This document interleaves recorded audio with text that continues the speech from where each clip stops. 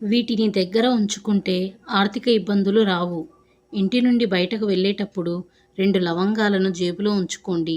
ఇలా చేయటం వల్ల మీరు చేసే ప్రతి పనిలో విజయం చేకూరి లక్ష్మీ కటాక్షం కలుగుతుంది. మీ పూజ గదిలో ఖచ్చితంగా రాగి చెంబులు ఉంచాలి. పూజ పూర్తయిన తర్వాత ఆ రాగి చెంబును ముట్టుకొని మీ మనసులో ఏదైనా ఒక కోరిక కోరుకుంటే చాలు, మీరు అనుకున్న కోరిక ఖచ్చితంగా నెరవేరుతుంది. మీ పూజ గదిలో ఖచ్చితంగా రాగి చెంబులు ఉంచాలి. పూజ గదిలో రాగి చెంబును పెట్టాలనుకునేవారు రాగి చెంబుకు పసుపు రాసి కుంకుమ బొట్లు పెట్టి రాగి చెంబు నిండా నీళ్లు పోసి అందులో ఒక పుష్పం వేసి దేవుని గదిలో ఉంచి పూజ చేయాలి.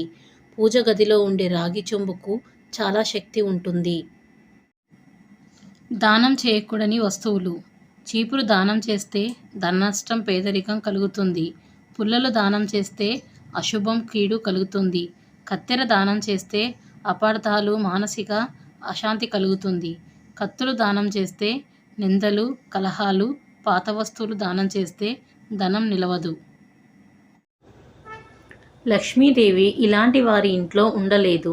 పండగ రోజులలో స్త్రీ సంగమం చేయకూడదు. చీపురుని కాలితో తన్నకూడదు. వ్రతాల సమయంలో దేవునిపై నిష్ఠతో, భక్తితో ఉండాలి.